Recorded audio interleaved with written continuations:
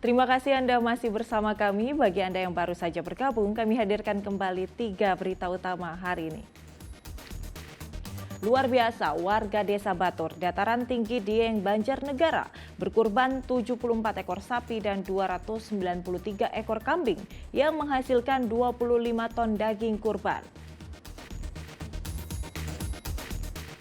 Dihipnotis, sertifikat tanah, emas, hingga uang puluhan juta rupiah milik seorang lansia di Sragen Raib. Tak ingin repotkan saudara, seorang pria di Boyolali tinggal di tenda terpal selama setahun terakhir.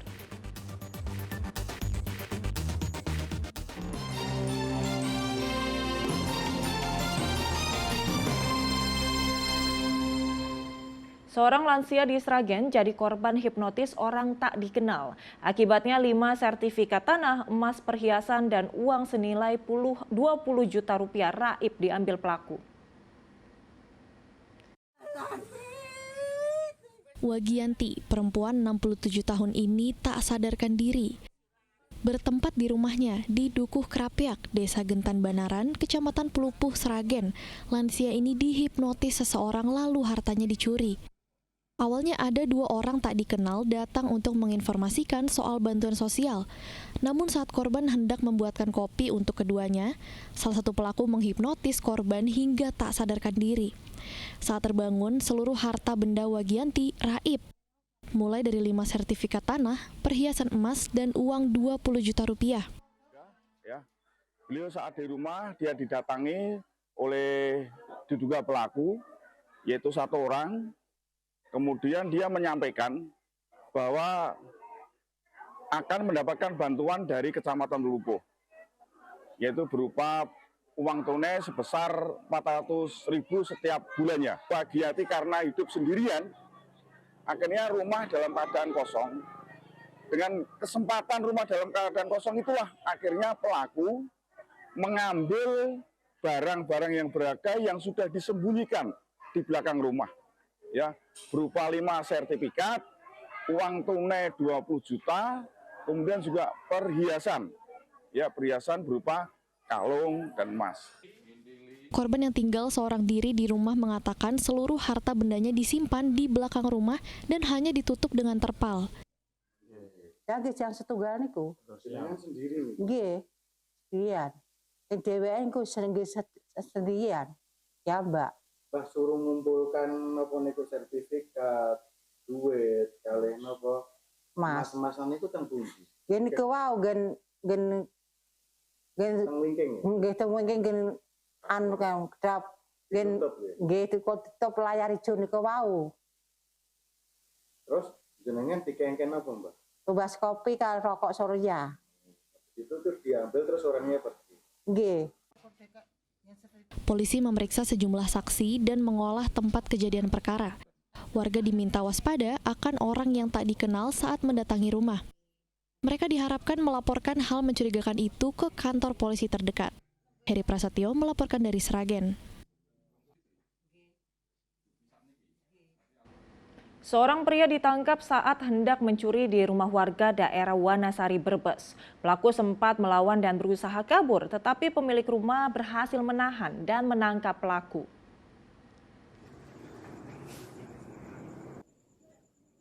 Orang ini diikat lantaran tertangkap tangan mencuri di salah satu rumah warga desa Kertabesuki, Kecamatan Wanasari, Brebes.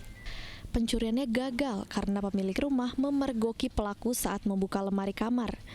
Saat itu pemilik rumah sedang masak di warungnya.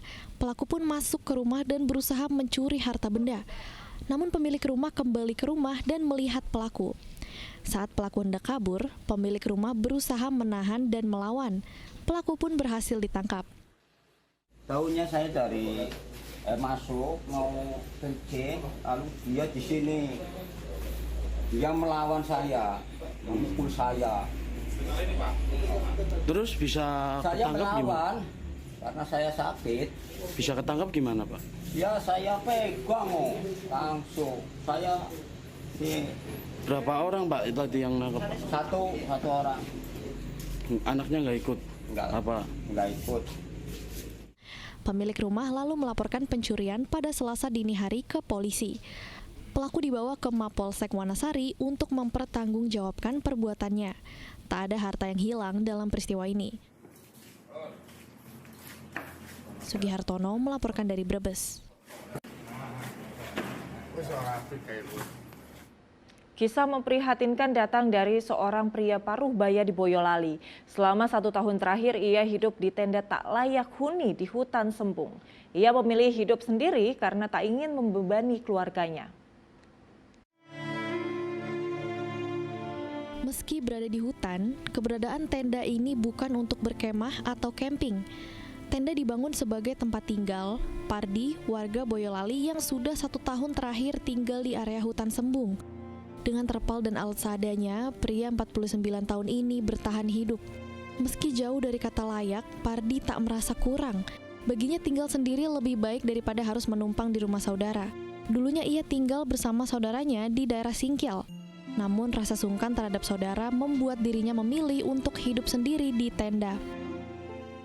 Ya punyanya inilah, misalnya saya punya hotel, pasti tinggal di hotel mewah, rumah mewah itu.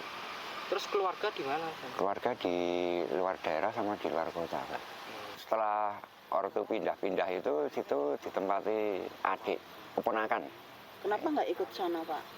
Enggak ya, maksudnya udah berkeluarga, ya nggak enak. Ya. Mandiri lah.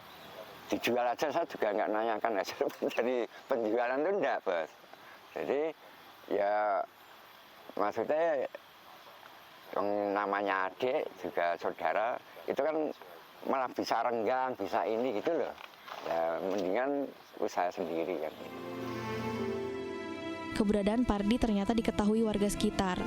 Agus Supriyadi tak sengaja menemukan sepeda dan tenda dari Pardi saat melintas di hutan. Mereka pun mencari tahu siapa yang tinggal dan menemukan Pardi. Melihat kondisi tenda yang memprihatinkan, akhirnya ia tergerak memberi bantuan kepada Pardi. Bahkan ia sebar kondisi Pardi lewat media sosial dan bantuan pun datang. Bantuan uang yang diperoleh dikelola untuk memenuhi kebutuhan Pardi.